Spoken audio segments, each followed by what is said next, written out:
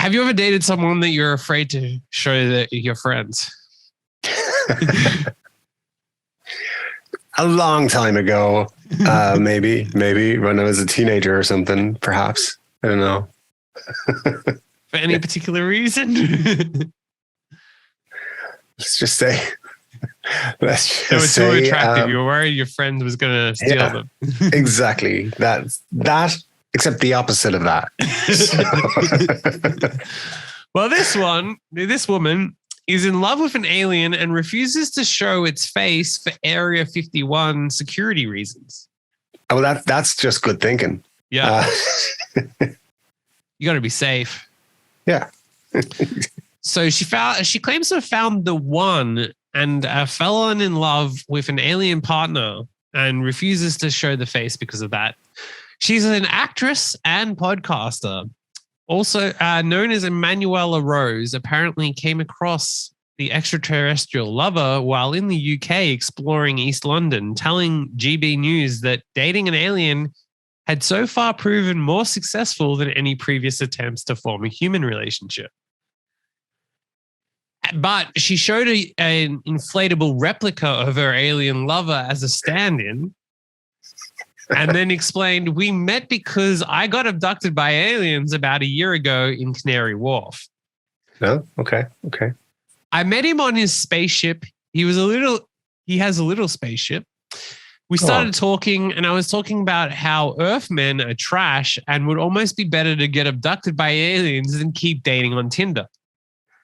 They liked the joke. The aliens thought it was funny. He just thinks I'm funny. I think he's cute. He's my type and we just get along. So your type, lady, is aliens who are funny. So, E.T. is right up your street. Perfect. Yeah, she said, I would love to introduce you to him, but for security reasons, you know how it is on Earth, Area 51. We've all heard the stories. I don't want him on a slab somewhere getting experimented on. It's a good point. It's what I'm very concerned about with all my alien lovers. But I feel like maybe talking to a newspaper or whoever it was not a good idea either. If it's true and she has an alien lover who she's trying to protect, maybe don't talk about it to the press. That's probably the best thing to do. I don't know. I think it's because she misses him, because she said that when he goes away on work, she misses him. When I miss him, he's doing his UFO stuff because he's a captain. When he's being a captain on his ship circling the Earth and all of that, I just have this little doll to remind me of him so I don't miss him. Oh, well, that's nice that aliens carry little dolls of themselves to give out to their new lovers on different planets. Like, hey, I'm going away for a bit. Here's my doll. It's also nice that she's in love with an alien, but kind of like only knows the absolute surface level of like a child level of what an alien is and nothing more. Yeah. And I'm a little bit surprised that aliens know what Tinder is and we're amused by this joke. I mean, are aliens on Tinder? Do they have their own version of Tinder? Like, yeah. Where's the alien Tinder? And can we pick up aliens on our apps? Do we have to now, if you're on Tinder, specify no earthlings need apply? Only looking for alien interests, this kind of thing. You know, we need to know the details here, lady. So, and what about gay aliens? Do they get to use Grindr or? Yeah, exactly. So, you know, is everyone just lumped on? I mean, also she said there was multiple aliens there, and they all thought she was funny. So, what was going on in this abduction? Like, they just abduct her to have a chat and tell some jokes. What was? Yeah, did they get it on? How big is he? Do aliens have penises? Sounds like it was an alien bukkake party and she just fell for the lead guy. So, I don't know. And he's like, here, have a doll. I've got to go on my spaceship now and do my I'm going to go do more stuff. Abducting. Yeah, exactly. My UFO stuff as well. Like, I mean, come on. They're not going to say UFO stuff. They're like identified flying object stuff. Well, she did say he's out of this world. It's a direct quote. And And she said, I think what I like most about him is he's not like Earthmen, so he doesn't lie. Also, how do we know his gender? Like, I'm very offended if you're assuming the gender of aliens. Yeah, that's true. She says aliens don't know how to lie. They just don't have prejudice. So he doesn't have the same kind of sexist beliefs that a lot of Earthmen have. And what he likes about me is that I'm different. And I guess that I'm open-minded enough to want to date him. It's like a soul connection.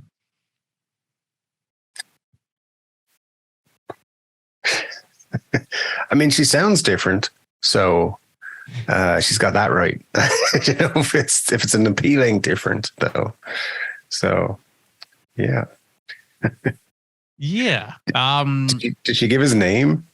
No. She couldn't because of for safety reasons. She did say, where is the quote? She said her partner preferred to remain anonymous, but suggested he could be called Paul. Wait a minute. There's a movie about an alien called Paul. So, it's a comedy movie. It's pretty good. But this sounds like this lady's being a bit wacky. I think she's watched a few movies with aliens in it. Yeah. I think she might have come up with this story somehow. I mean, if she is genuine and she has an alien lover called Paul, they should come forward and just I'm getting a bit offended by how much you're questioning her story here. I need proof here. I need to see the She's aliens. got proof. She's got the doll that represents him. I would put good money down on the fact that there's a tag on that doll somewhere that says made in China. So I'm not unless she can prove that the doll wasn't made in China or Taiwan or somewhere. I ain't buying it. So there's too many gaps in her story. So yeah, there you go. I believe her. I mean, come on, man. If her alien boyfriend, lover person is so great, how come he's flying around doing UFO stuff and picking up other chicks? Because that's what he's doing. Yeah, so. Imagine breaking it to her that she's being cheated on. Right? Her alien man who is so perfect was actually cheating on her. She sees a similar story in like another newspaper with a different woman. She's like, no, Paul. Paul also told her, we should link that. We should create our own story and create a fake woman who's also in love with Paul. Yeah, he's not like Earthmen. He doesn't tell lies. He has a doll that represents him. Yeah. Well, now you were saying you have a new business venture, so why don't you tell us all about it? It's top secret, but why don't you tell us about it? Well, it's in the newspaper, so I don't see how it's top secret, but it says man launches lingerie brand for blokes where he sells G-strings and suspenders. Oh, that? Yeah, no, that. Oh, sorry, I thought you meant the other thing with the. Anyway, yeah, this one's pretty good. I like it. G-strings and suspenders for men. Why not? Keep you. Yeah. Keep It you says feeling sexy throughout the day. Moot lingerie for men. He said he'd run a company for some years, but like anyone, the challenge and the things that excite you have slightly gone off boil. I've never been a boxer short wearing type of person. I did a lot of sport and it was a lot easier to go for a run in a G-string. I couldn't really wear women's stuff because I had bits women don't. They didn't no fit. Way. All right.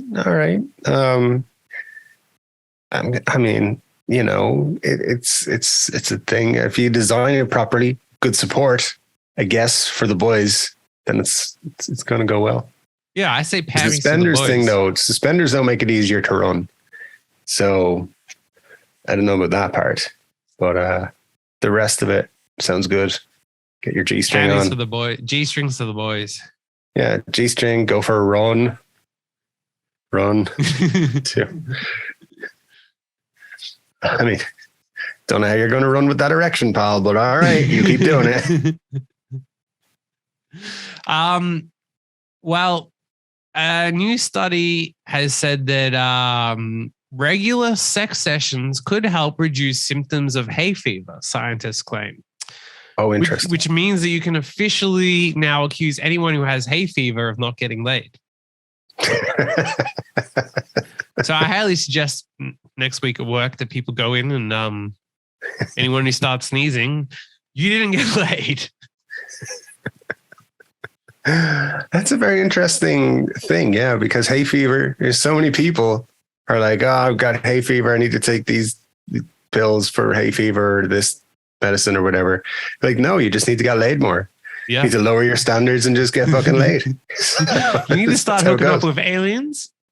Yeah, Paul's ready. He's available. So he'll give you $1 afterwards and everything. Not many people bring their own souvenirs. It's like, here you go. Here's $1 me. You're welcome. Now, I do love this. There's some quotes in here. It's also claimed that the theory will come in most useful for men due to the fact that ejaculation is believed to help to relieve those symptoms. Meanwhile, another scientist suggested that naughty little hack is not as simple as it seems. And the quote is, there are some limitations in using ejaculation as a treatment of nasal congestion, such as not being applicable out of home and not having any sex partner. So what? So you can't jerk off somewhere outside your own house, and that doesn't work. It needs to be with a partner at home. Yeah, well, I say we therefore need to decongest people's noses by allowing people to jack off anywhere and wherever they want. It sounds like you're never going to run into a swinger who has hay fever. Like, they're just going to be having so many parties, attending parties. They're all going to be hay fever free. Yeah. Pretty sweet. So another reason to join the club. Yes, one of many. Now, what is the worst thing a groom can do during a wedding? The worst thing a groom can do during a wedding. And I bet you probably don't even come up with as bad as this. So I'm going to say hit on the grandmother of the bride. So that's my it's hard to say whether that's worse, but I feel like this is probably... So groom from hell thumps new wife in head in front of shocked guests for winning a game. Wow. Jesus. A groom has left his guests stunned when he hit his wife after losing a game during their wedding reception. Yeah, that's probably worse. That's probably worse than hitting on granny. Like, wow, how long were you married? Like 3 hours. Well, less than that. It's part of the ceremony. There you go. Yeah, that's the that. So they were playing a game, and when she raised her hand to claim the win, the husband looks at her and raises his hand subsequently, but he gets upset and punches her in the head right afterwards. Bit of an overreaction. It's just a game, pal. Yeah. Yeah, these people, Jesus, I'd probably, added to the wedding photos. Those are extra. The album has some spice to it that wasn't expected. Yeah. Yeah. Wow. 100% my advice to new married people: don't punch your wife on the first day of being married. That's just my advice. During the ceremony. I feel like you can probably, like if you have to punch your wife during the ceremony, then it's probably not the right wedding. You probably need a bit more, time or something. Yeah. That's some solid dating advice. All right. Well, a ghost at a haunted pub won't let the owners turn off the lights until they do what? A ghost won't let them turn off the lights. Yeah. I don't know. Clean the beer lines. No, the ghost of a heartbroken young woman won't let the owners of one country pub turn off the lights until someone wishes her good night. Aw, how cute is that? Say goodnight to me. You're not turning off the lights, fucker. Yeah. So what does she do? They just leave, don't turn off the lights. Like, right, fine. Fuck it. Yeah, well, hang on. The ghost of indeed, the ghost of local girl Juliet Chewsley is rumored to rise every year on the anniversary of her death and cause sleepless nights for guests at the inn. She would have only been 17 years old back in 1050. Whoa. 1050, which was around the time she'd fallen passionately in love with Forrester called Tom Zool. Sadly, Tom didn't return her love, and heartbroken Juliet hung herself from a tree nearby so that Tom would see her body on his way to work, which has got to be an awkward way to go to work. Yeah. Might get a day off for trauma. It's like, this girl I knew hung herself on the road to work. Yeah. So she was buried in the unhallowed ground close to the premises, her grave marked only with a plain stone slab. After years of the pub being developed and extended, that grave slab was gradually become part of the interior. Now located in the bar itself, it's become the destination for the ghost of Juliet, which reportedly rises from the river at midnight on March 17 every year and glides inside. So this guy who was working there spoke and said there's a lot of things which go on at the pub which people can't really explain. Like sometimes the lights just won't go out unless you say good night, Juliet. Or menus will appear on the floor. It'd be funny if they're like, oh, we can't turn the lights off. And then someone's like, well, have you tried flicking the switch? Oh, shit. And like one time it coincided with someone saying goodnight, Juliet. They had a blackout. And then all of a sudden, oh. Yeah. That's the thing with all these kind of things. I'm like, really? Have you tried just flicking the switch? Have you tried maybe just pressing the button, doing all these things? But for most of those things, I agree, except for that kamikaze place. The kamikaze tunnel we went to in the Philippines was the creepiest thing I've ever experienced. Like, there was something there where you go near the hole and you just feel weird. Like, I couldn't explain whatever it was. Like, we even went in the tunnels and all this kinds of weird shit there, and we saw Japanese actual bones from World War II. And none of that was as creepy as the hole in the ground where the first kamikaze bunkers were. It was just like, it was like a force pushing back. Wow. Yeah. That's pretty creepy. All right. Yeah. That sounds. See, but that's not like, I'm not letting you turn the lights off. That's that sounds like a proper. Well, I mean, if there were lights there, maybe they would have blocked it. I don't know. You never know. Yeah, but how does someone who died in 1050 know how to control electricity so they stop the lights going off? I don't think that's problem number one. Yeah. They didn't have electricity, but now she's a fucking electrical genius. I'm not buying that one. Yep, that's where it all comes down. And I feel like they're doing this just to get advertising for the pub.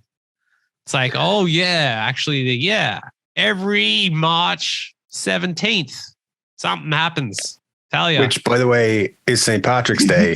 So, there's going to be party atmosphere, people drinking. Yeah, pretty drunk people in there. Like, it's, Maybe maybe they were just really fucking drunk and they're like, can't turn the lights off. Good night, Juliet. Oh, it worked. Wow.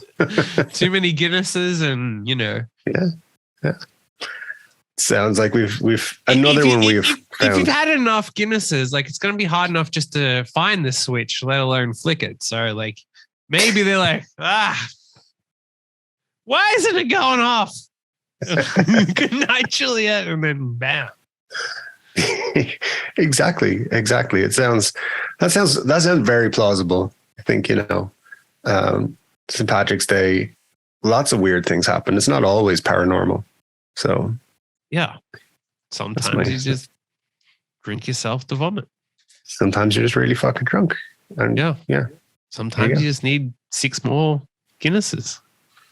True. Well,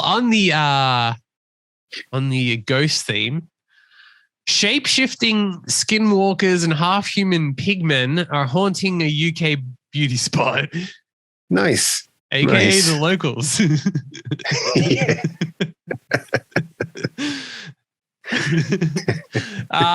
Eerie shape-shifting skinwalkers are haunting a beauty spot in Birmingham, according to a paranormal investigator. The shadowy supernatural figures apparently have the ability to appear as other animals, with goats being a particularly popular choice. Okay. So some guy's written a book on this. Not only is it home to skinwalkers, it's also been frequented by werewolves, UFOs, a half-human, half-hog apparition known as the Pigman, and the black-eyed child, an infant with hollowed charcoal black eye sockets. Skinwalkers frequently appear in the legends of North America's Navajo tribe, and he's concluded that the Pigman may be in fact one. Inuits in the Arctic tell stories about shapeshifters they call, I can't even pronounce that kidnap children. In Ireland and all of the old Celtic regions, including Wales and Scotland, they have puka, a shapeshifter that can appear as a goat and other animals. Mm-hmm. I'm sure you would have seen one of them. I mean, 3 of my neighbors are one of them, so yeah. Yeah. If you have enough Guinnesses, the puka appears and you know, can't turn off the light. It comes grass cutting season and everyone just turns into a goat and eats the fucking grass. It's like, fuck that. So it's, I know. So this is one dude has written this book and he's like, I'm seeing all these in Birmingham in England. So yeah. That's all right. Well, I hope your book does well, but does he have, I hope this is how the book goes. And he's like, these are shapeshifters. They like to turn into goats. Here's a goat. Here's a picture of a goat. This could be one of them. It's the same pig man I saw last night. He's now a goat. Here he is as a pig. See? Proof. I kind of want this book now just to see what he's got, what his evidence is. Nah. Pigmen, yeah. But as you say, it's more likely just locals who've had a few Guinnesses or something, a similar kind of vibes. So there you go. Yeah. Well, continuing on with great UK news. A guilty bloke has flown a plane over a UK town with "sorry" banner, and can you guess why he did it?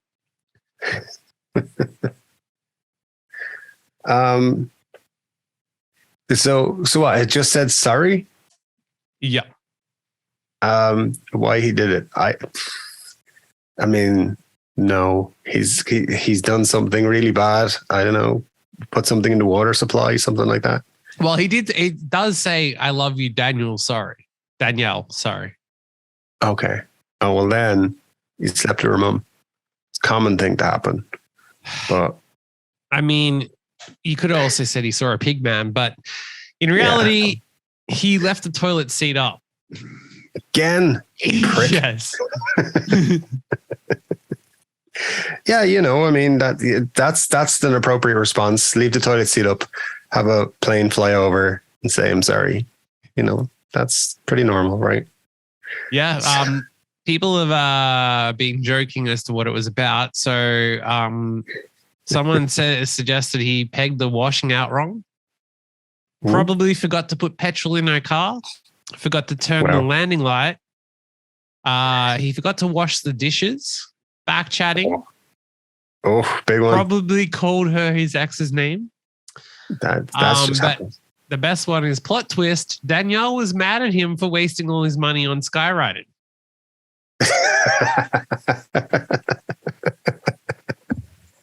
Yeah, exactly.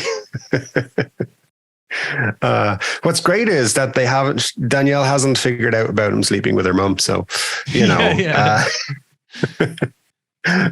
so, he's like, every time I do something small, big apology, but you just don't find out about what I'm doing with your mom on Thursdays. Just worry about that toilet seat. Yeah. Toilet seat was up. Sorry about that. Well, I feel like there's like a business opportunity to approach people that are dating people with the same name and get them all in on it and say, sorry, Danielle. And then you like scour the neighborhood for people that also date people named Danielle. And then you can all split the cost of skywriting services. And then as long as it's general enough, you can all say, look, honey, look what I did for you. I'm so sorry. Exactly. Yeah, that makes sense because, it's economical. It's just a good thing. So many Danielles are going to feel happy, good about things. And you get away with all the shit you've done. So I think it's a good idea, to be honest. Yeah. And especially in these times when money's hard to get by and there's all these inflation worries and job issues. Yeah. And it's really hit a certain industry very hard. The UK is also facing a shortage of naked butlers as there's a spike in British hen parties. Well, that was my other business I was about to start. But if the business is going down, I don't know. I feel like we need to pay our naked butlers a bit more in that case. Yeah. But so they're facing a national shortage because business is actually booming as there's a backlog of brides who want to let their hair down after 2 years of COVID. Agencies are struggling to find staff with the right qualifications. What qualifications do you need to be naked? That's what I want to know. They need to mix cocktails, serve drinks, and play party games while showing off their muscles in a skimpy uniform. Okay, cool. Dan Harley, managers of Butlers with Bums, said there is a national shortage of naked men. Okay. We are the busiest we have been in over a decade, so we're in search of men who aren't afraid to flaunt their bodies. All right. Well, there's a guy who lives in my town and he just like, as soon as May hits, he's just topless for like 4 months. It's not a pretty sight, but he's not afraid to be out there showing everything he's got pretty much. And by that, you mean his name is Dave. Listen, we've all got hobbies. And that's mine. So flashing is one of them. Absolutely. Yeah. I like that business name, Butlers with Bums. Yeah. It's like some butlers don't have bums, but ours do. So, yeah. All right. Well, there's a list of the rudest names in Britain. So we have crapstone, twat, or knob end. Knob end, nice, like it. Cockermouth, coxo, shitterton, broken wind, crackpipe. Crackpipe. Uh-oh. Oh, sorry. No, crackpot, I should have said. Not crackpipe.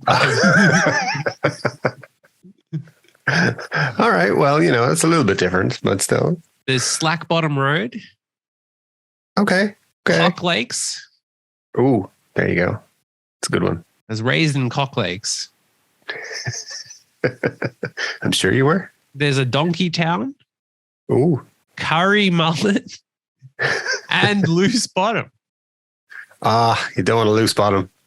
It's not a good show for anyone. There's an Irish town called Stranelgo Willie. All right. Yeah. Haven't been there yet, but it's on the list. Yeah, definitely somewhere you got to be checking out. There's in Yorkshire you have Giggleswick, Wet Wang, and Blubber House. All right. Who named the place Wet Wang? Come on. That's John that's Wet taking Wang. the piss. Where are you going on your holidays? Gonna go get the wang wet at Wet Wang. It's been a lifelong, ambition to go there. So now we're Especially going. like when you think of like way back in the day, like in some areas and whatnot, it was your name, which most of these places would be named after people, right? So names came from what people did. Yeah. So Wet Wang, named after John Wet Wang, who is famous. His job was to get his wang wet. Yeah, that's that I hope that's true, to be honest with you. That sounds like there's a place called greatest. Titty Ho as well, Oh, Titty Ho, yeah. named Perfect. after the famous Brad Titty Ho. There's a place not 100 miles away from me, not very far from me at all, called Bastardstown, which is nice. There's another place in the UK called Fingering Ho. Fingering Ho. Fingering Ho, not Fingering Oh. Ho. I'm just going to call it Fingering Ho. That's pretty funny. There's another one called Brown Willie. Oh, Cockington down in Torquay. Oh, Cockington. Very good. Very good. There's Sandy Balls in New Forest in the southeast. There's Piss Hill in Henley-on-Thames. Oh, nice. Rimswell in Withensea. Oh, There's a cool. place just called Muff in Ulster. yeah. And finally, in Whitfield Hill, there's a place called Cockplay. Which is always a nice place to go. But yeah, in another town or village where I'm from is there's Fanny's Town, which is another good place to go on vacation.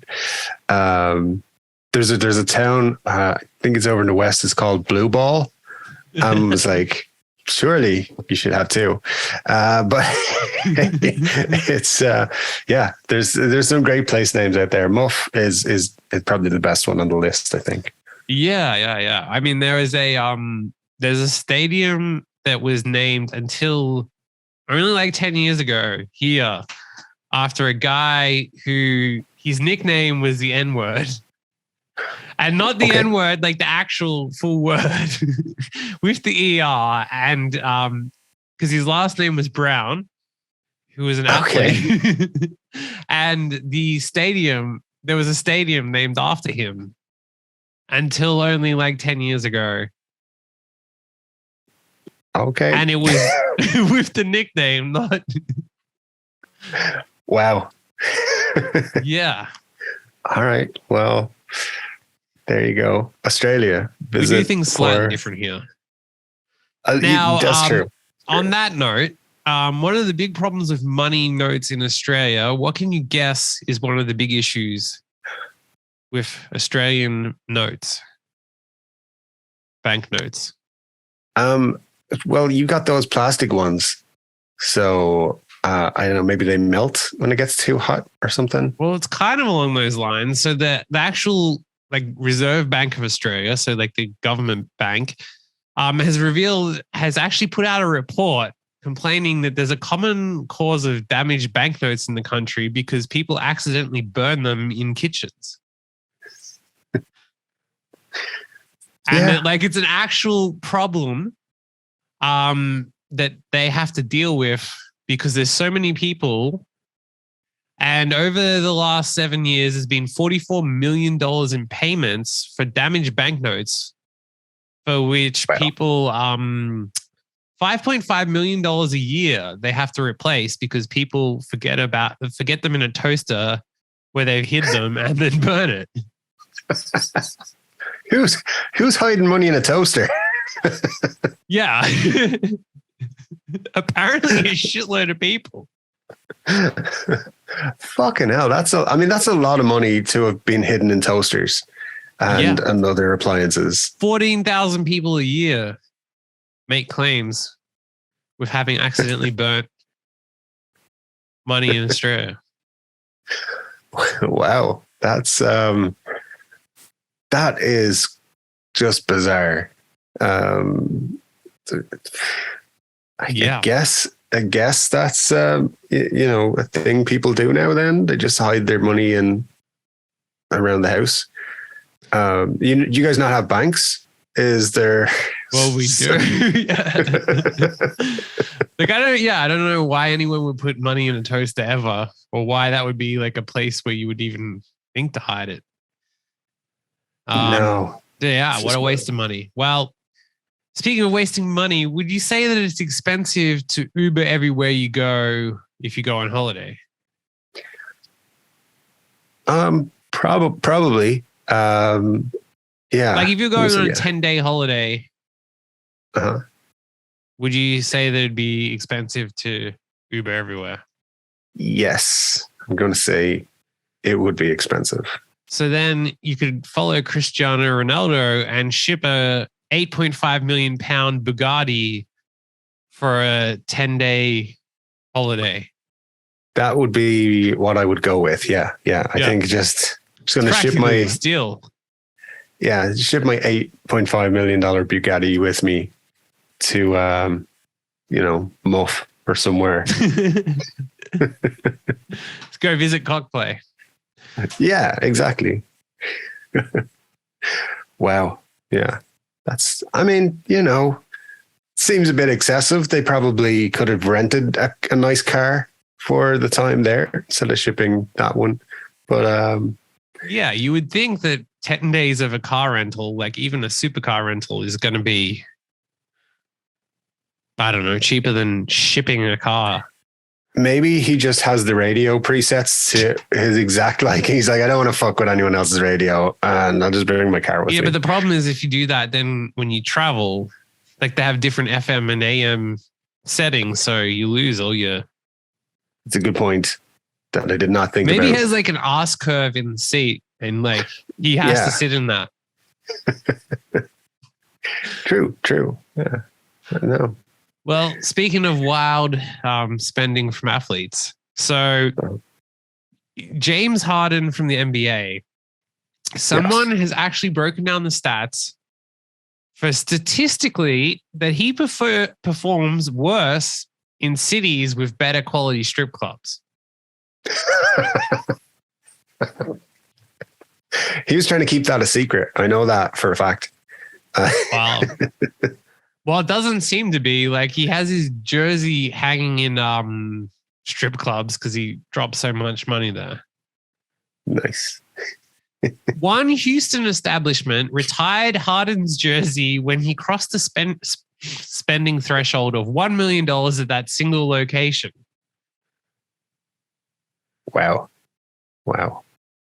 So the strip club retired his jersey, which, yeah. I mean, $1 million in one strip club. That's wild. This person like took all of his stats. Then they put it up against the performance against the city strip club rating, determined by the average Google review rating for the first 10 strip clubs in each city. Okay. And they did the full analysis to track that he performs better. The scientific conclusion is, I have proven to a statistical significant degree that the game performance of James Harden declines in cities with higher rated strip clubs. I hope this was someone's job. Like this, they were like, what are you doing in work today?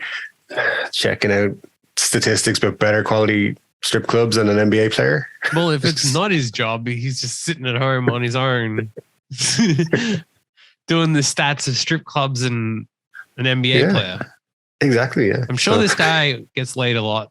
Like 100%. Imagine how good it would be to go to a strip club and be like, last night I was tracking the stats of strip clubs versus the performance of a.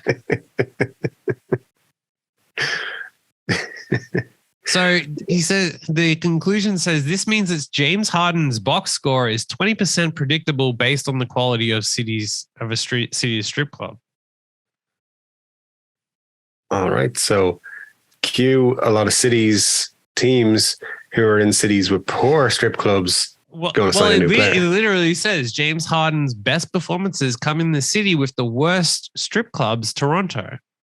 James Harden's worst performances come in the city with the best strip clubs, Miami.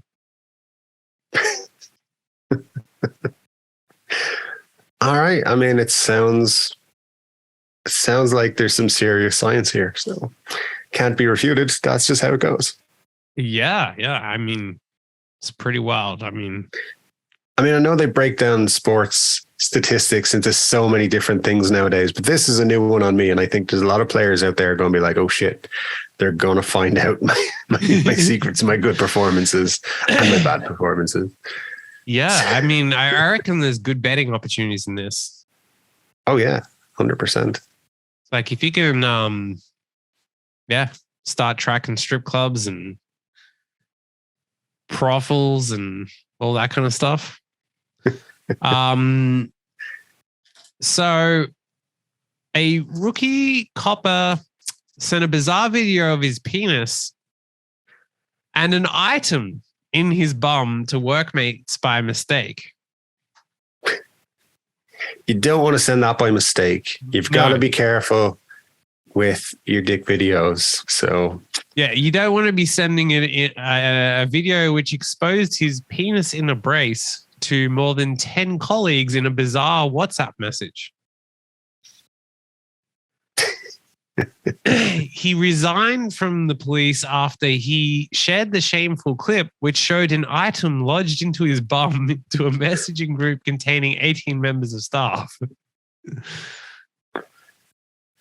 Wow. And he performed the sexual acts while he was meant to be taking part in an online Zoom training session held by a university.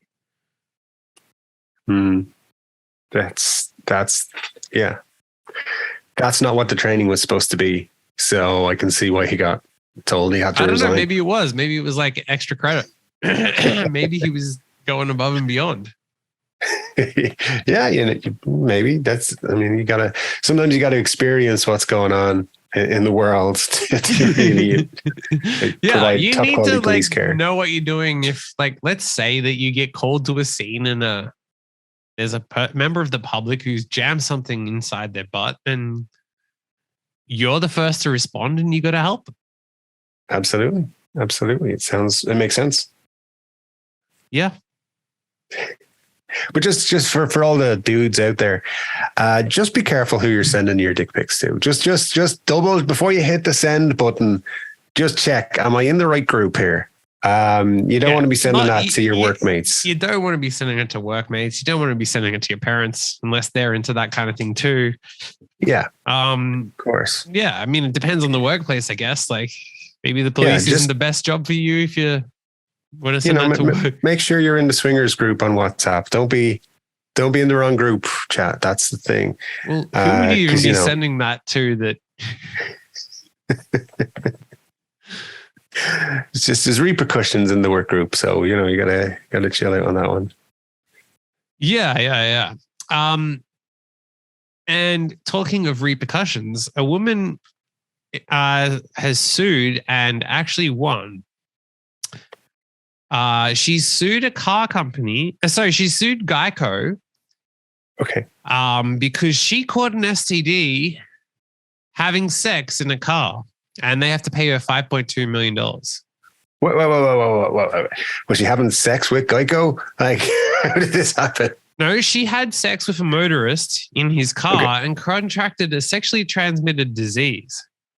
Okay. And so she's suing his insurer. On what grounds? The plaintiff, identified in courts as MO, alleged that in 2017, during sexual encounters in a 2014 Hyundai Genesis, her boyfriend infected her with a virus that causes genital warts. The woman accused the man of acting negligently and argued that the Geico policy, which insured the car, should cover her injuries and losses from the disease. The Geico denied coverage of the claim and rejected a settlement offer from the woman.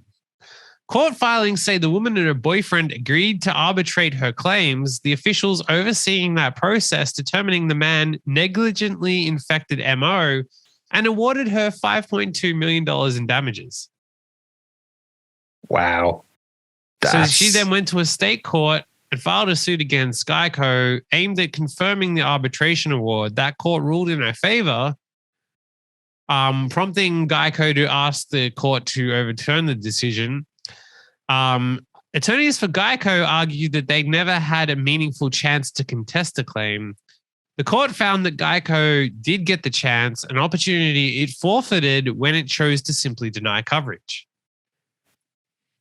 Wow. And Geico has no right to relitigate these issues, they said. The Geico and MO have a separate but related case pending in federal court. In that proceeding, the insurer contends that the policy in question only applies to bodily injuries arising out of the ownership, maintenance, or use of the Hyundai Genesis. MO's alleged that the damages have no nexus to the ownership, maintenance, or coverage use of the Genesis, Geico's lawyers have argued. Her injuries arose from her failure to prevent transmission of sexually transmitted diseases by engaging in sex with someone carrying the virus causing genital warts. Wow. So, let's go to Missouri.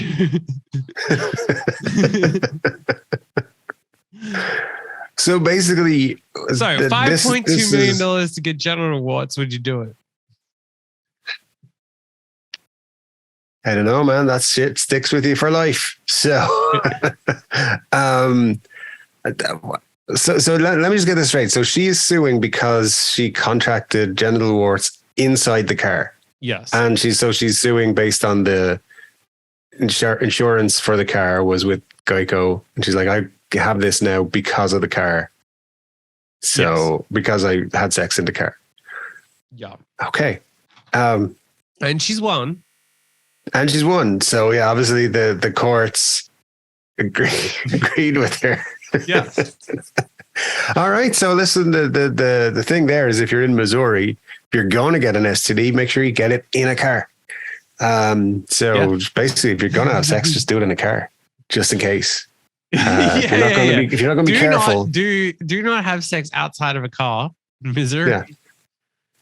Because if you get something, if you catch something, and you can prove it was in a car, you can sue that insurance company for $5 million. You know what's funny when you read like insurance policies and talks about like if you lose a leg, it's and the amounts are not that high. It's like $100,000. It's like $500,000 if you lose an arm or some shit. Yeah. But if you get an STD, it's $5.2 million. So, yeah, seems about right. Yeah, it's pretty extreme. 5 million. Here I am getting genital warts for free.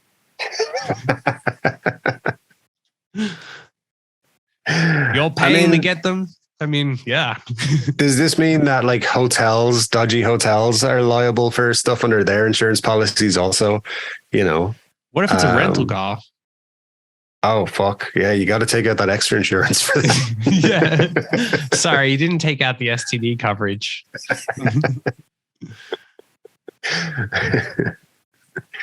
That's going to be the next thing. Do you want to take out the insurance? Yeah, do you want to take out the gas mileage thing? Do you want to, you can bring it back empty if you do that, or do you want the STD insurance?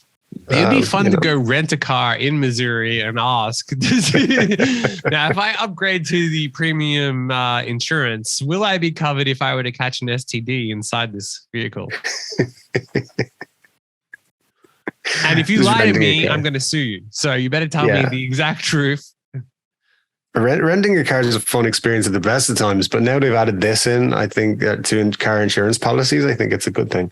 Because you can be like, okay, how much sex is permitted under the insurance policy? And what if I were to have a Bugatti in the car and not be able to know which of the participants gave me the STD? Does it matter if it was in the front or the back of the car? It's just need to know the seriousness of this. Yeah, I don't know, man. That's a weird one. But for 5 million, I don't know. You're gonna have an itchy fanny for the rest of your life. So, well, a boss has been slammed over an extreme office rule that punishes staff for what? Jerking off at their desk. No, they're rewarded for that. Okay, good. No, an office manager was slammed for punishing tardy employees. Okay. The offender posted online. The offending poster reads: "New office rule: for every minute you are late for work, you'll be required to work for 10 minutes after 6 p.m. Mm-hmm. For example, if you arrive at 10:02, you will need to stay an extra 20 minutes until 6:20 p.m. Thanks."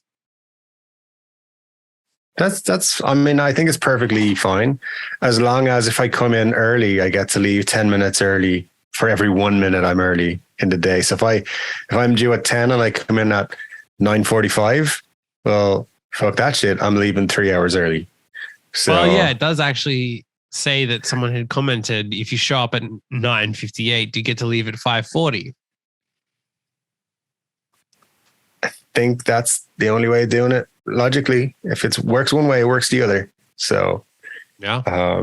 And that's cool because I'm going to come in enough time to have a half day every day. Just fuck that. Okay, yeah, I came in 40 minutes early, Cliff. I'm going home. Yeah. Well, another wacky thing online, a porn addiction coach warns that taboo videos may influence sibling incest crimes. The porn addiction life coach has warned that the increasingly popular step family categories on adult websites could be influencing incest crimes. The faux-cest videos, which have become 40 times more popular than they were a decade ago, which some concerned TikTok users believe are influencing young people's fantasies. I mean, it's step sisters and stepmothers, not like, I mean, it's, they're just other people. It's not actually relations. So, sometimes they even put up a warning saying these people are not actually related. So you have to click off that video and go to a different one. Do you find the one that has? What was this incest recorded in a Geico insured car? I need to know. It's just, this video is just for educational purposes. If you have a stepsister or a stepmother, hit on her. She's probably into it. That's what it teaches. That's what porn teaches you. So, yeah. Anyway, I'm not a very successful porn addiction coach, so I don't know. Yeah, if why only people. You were.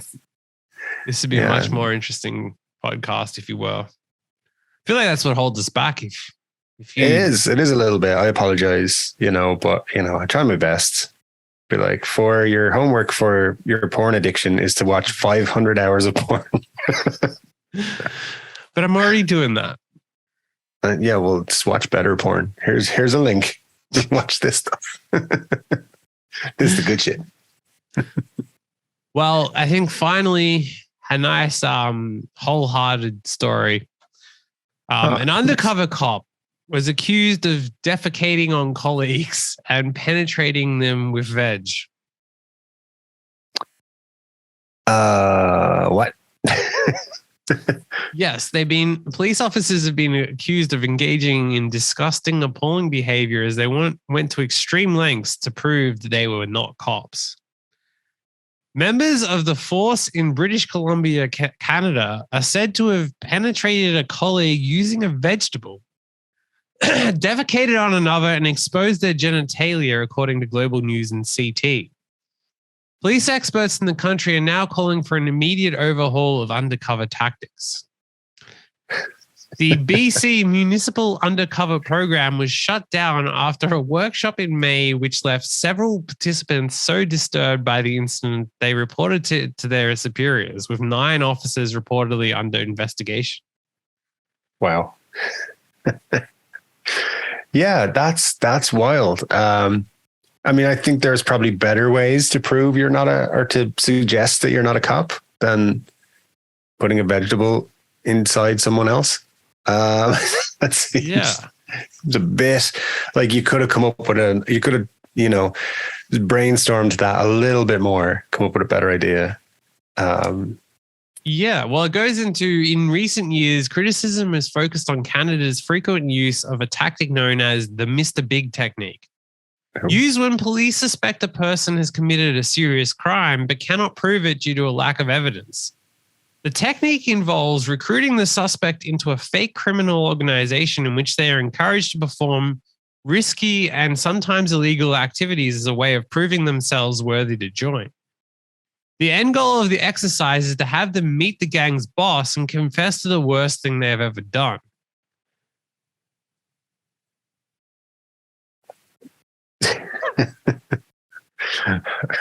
All right. Well, still don't see how that takes you to shoving vegetables up somebody, like defecating on people.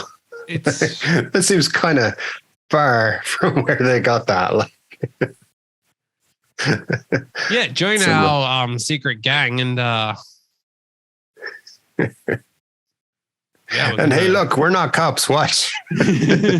Someone hand me that, cucumber. Open your mouth. I'm going to shit. See, totally we're not cops. Cops wouldn't do that. No. Didn't think you were until you just said you weren't a cop.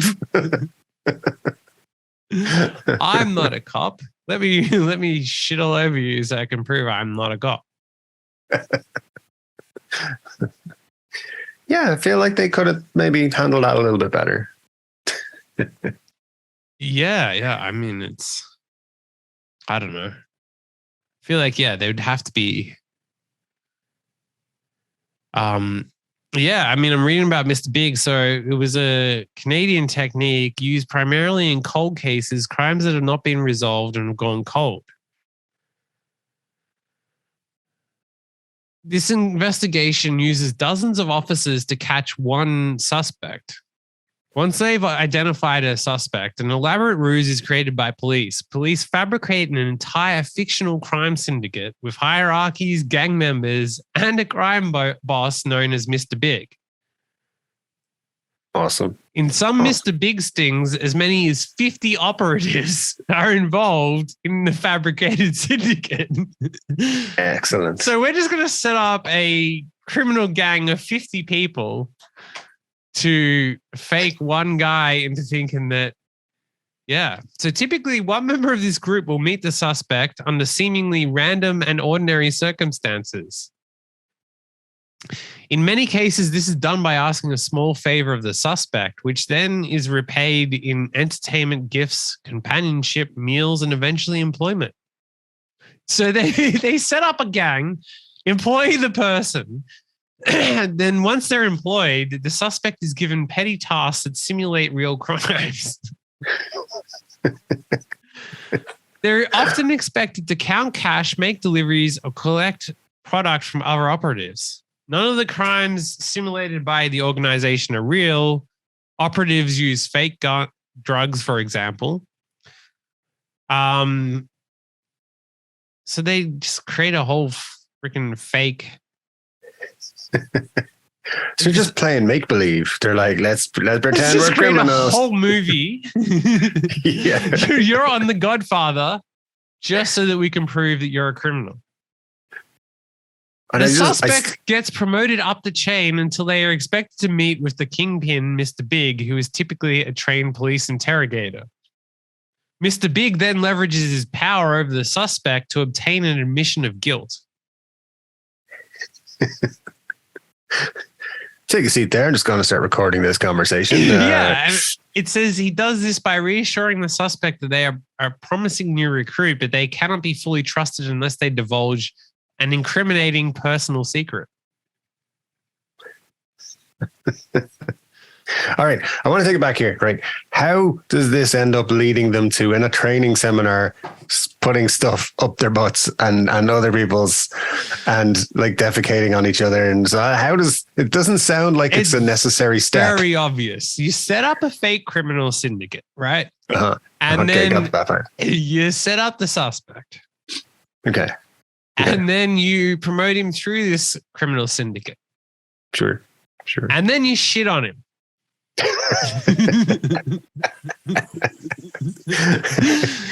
Then you get him to confess to some crimes.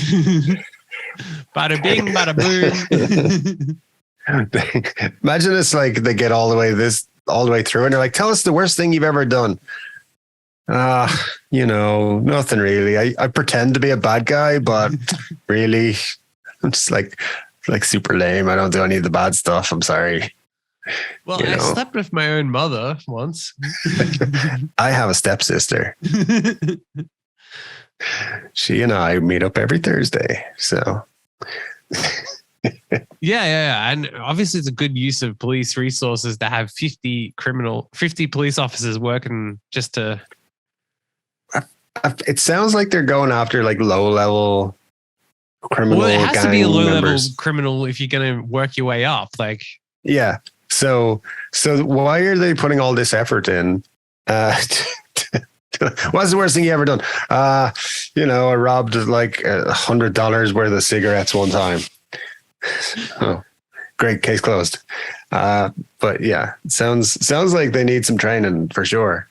I forgot to scan a Coke bottle when I was at the shopping center, and when I walked out, I realized it was too late. And yeah. I feel like as a podcast, we need to set up a Mr. Big. Well, one time at McDonald's, there were 7 nuggets instead of 6, and I didn't tell them. That's the worst thing I've ever done. I'm so sorry. But you've been really good on this podcast lately. I've actually joined this podcast network, and there's this guy I'd like you to meet. Now he's a little bit weird. He will ask to shit on your chest, but I mean that's how I got on the show in the first place. So it's fine.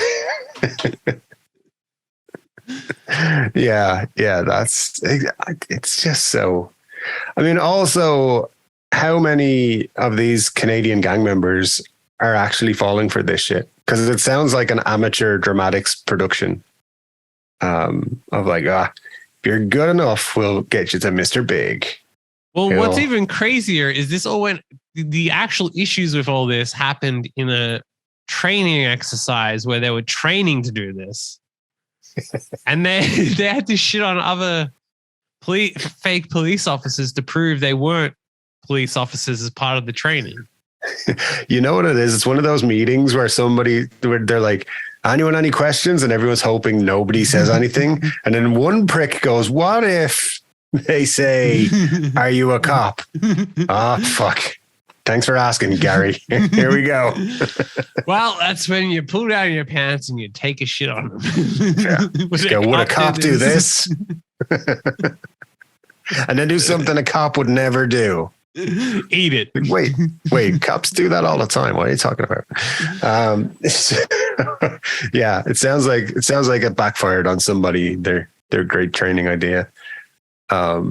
Like somebody was planning the training session, was like, I'm going to get a promotion for this. They're going to love this. It's going to be so fucking cool. And then the vegetables were brought in and it wasn't a good one. So glad I didn't go to that training. Glad I skipped that one, to be honest. So yeah. Next week you'll have to be in on it. Yeah, I got to go to the redo next week, but hey. Yeah, there was a 2013 case in which a BC couple targeted a Mr. Big operation were pushed into creating a plan to plant pressure cooker bombs at a Canada Day festivities. Wow. That was a Mr. Big done against 2 recovering heroin addicts. So I think one of the things of the policy would do is you don't target people who are especially vulnerable to giving false confessions. Yeah, that sounds like it. Yeah. In one case, someone died as a result of it. Okay, probably a bad result there. Probably not a good thing that they did. Yeah, yeah. I mean, and there's also, sounds like they massively fucked up. This is another great part of it. There are not even rules about recording confessions made during Mr. Big operations, meaning suspects can end up being prosecuted on undercover officers' word alone. Oh, God. That's a bit suspicious. Yeah, wow. I feel like, Mr. Big of podcasting. We need you to prove you're not a cop. You want to be on the podcast. So you're going to have to insert this vegetable inside you. There's too many vegetables there already. There's no room for another one. I don't know. Yeah, it seems like they also don't want to put in too much detail about what exactly. Yeah, a vegetable. Well, what kind? There's loads of vegetables. Which one?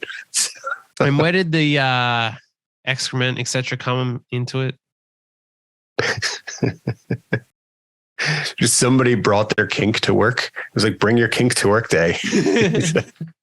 This guy, we think he might be doing scat porn, and therefore we need to test him. Yeah. Meet Tony. He's the god of scat porn. All you have to do is confess your things to him, and then you're,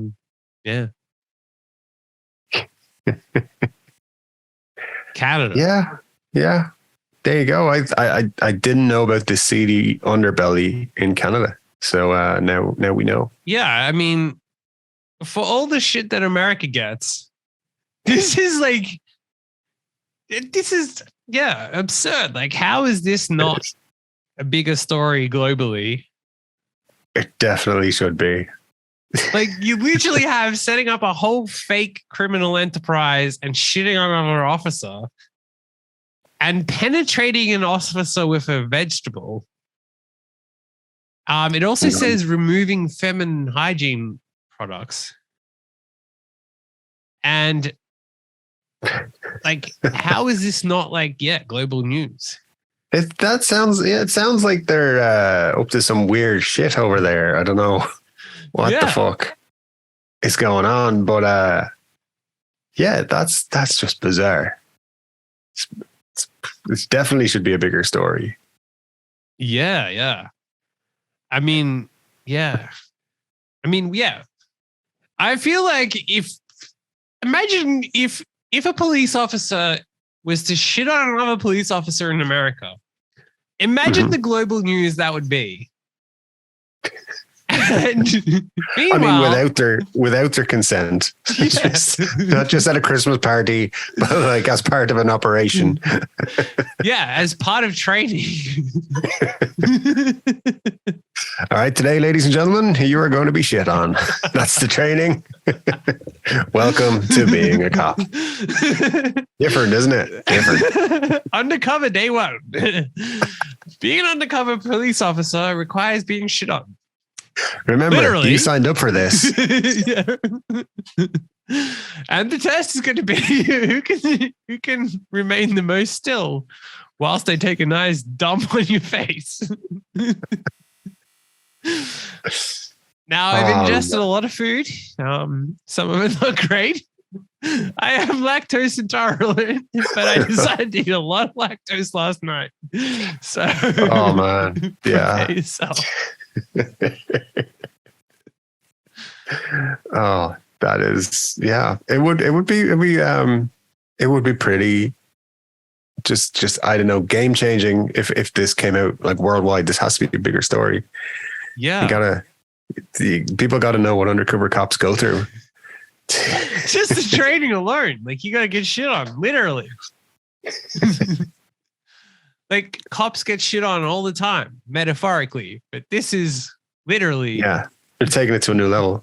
Yeah, they're like taking it into the real physical shitting I really on. want details because it's like exposing genitalia. So do they walk into the classroom and they're like, "Hello, hello everyone, welcome to Undercover 101. Here's my dick." Yeah. I need a volunteer from the audience. You'll do. Now get up here and just shits on them. Now I need another one. You. Here's a vegetable. Let's get going. Now you look now the like rest of you got some fun plans for. You look like a woman who's at that time of month, so let's get removing that tampon. Oh, see, some people say they don't get paid enough, but really they're just having the fucking time of their life. So. You know that thing of if you love what you do, you'll never do work a day in your life? Well, working undercover cops. You get the shit on other cops. Yeah. It's not quite what you expected when you signed up for the force, but it's a thing. It's a thing. Yeah, I mean, I'd just love to know the context of how that could come up. In training too, which means that like the trainers have thought this through. I definitely think some trainer was like, my wife's not going to let me do this. I'm going to just fucking bring it to work as we have to do this as an undercover thing. This is what happens on the streets.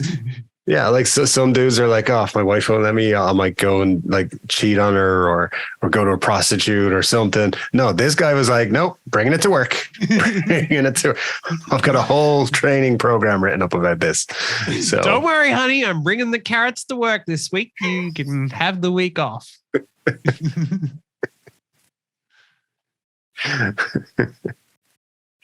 Yeah, you know. Well, on that note, I'm moving to Canada and signing up for the undercover program.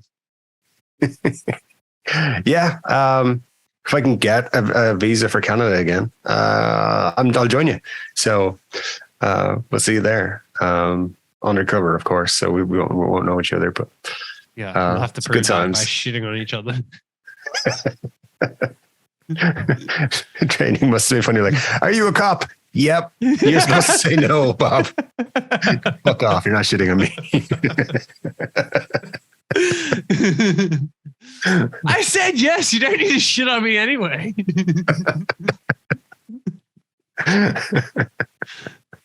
Oh, man. There had to be someone sitting in the training being like, fuck this shit. I'm not doing this. That carrot hurt up my ass. Like, this is too far. I mean, I just wish we had more information on how this went down. Yeah. I mean, surely they have a training video released to the public. It gets tough out in the field. You're going to have to prove you're not a cop. Now, all the ladies, I need you to remove your tampons, please. Slowly. Get your dicks out. Just sit there with your dick out. Or just, just get comfortable with it being hanging out there. So would a cop sit in a training room with their dick out? No. So that's why I'm going to need you to do that to prove you're not a cop. Just hope the idea is that like someone would come up to him and be like, hey, are you a cop? And he'd be like, just whip his dick out and be like, no. See, got my dick out. Now let me shit on you. It's like, these are three things they taught them. If someone asks you, are you a cop? You can either shit on them, whip your dick out, or shove a vegetable up their arse. That's your three things. Or remove their tampon. Yeah. Or yours, depending on who you are. You like, just be like, no, see? Yeah. Well, I do guess that it says removing feminine hygiene products, but it doesn't say whether they were removed from a man or a woman, and they could have been inserted into men. So they could. Yeah. They could. In my fantasy, certainly. Also, especially like if you get pulled off to go to some fancy training, you'd be expecting that this is like, you'd be going there all excited and being like, oh yeah, mom, dad, I'm making it in this world. And then my application to the undercover team was accepted. This is going to be so great. I'm going undercover. Yes. It's what I've always dreamed of. How was your first day of training, love? I can't talk about it. I brought home a carrot for you though, so. Why is there a brown stain on your shirt? Wow. Lesson one. Yeah. I mean, that story, wow, that's wild. You know, the police got a lot to answer for. So if you're a member of the Canadian Police Force, please contact us with more information. No, we have many questions. Many questions. And we want to watch training and potentially attend. Yeah, we want to sign up for undercover stuff. It'd be hilarious. But yeah. Yeah. All right. Well, on that note, next week we'll be joining you from the Canadian Police Force. Yeah, yeah, absolutely. So if you're in Canada, look out for us. We'll be there. Oh, good times, man. Good times. Yeah. Wow. I mean, I genuinely cannot believe this is not actually a bigger story globally. Yeah, 100%. 100%. It kind of sounds made up and how stupid it sounds, but at the same time, you can see it being real. So, yeah. I don't know, but hey, that's the world we live in. Even the cops are shitting on us. On each other. On each other as well. Yeah, there you go. Yeah, there you go. Yeah. Yeah, that's wild. Wild. Well, man, that was an interesting podcast. Yes. Lots of cool story. The best one was definitely the last one, but yeah. I mean, how many podcasts go from a lady who has a doll of her alien boyfriend to cops shitting on each other? And not enough, I say. I think it's a once in a lifetime experience we're going through right now. So it's because we're undercover trained that we know how this works. This is like my undercover training wasn't that fun. I don't know. This is all a big Mr. Big operation. So it is. But I think we were supposed to keep that quiet. I don't know, but it's fine. Yeah. Well, I can prove that it was a joke. Sure. I have my methods. I'll prove it. Let me just shit on you. See? It's shit. All right, man. Well, I think we'll wrap it up there.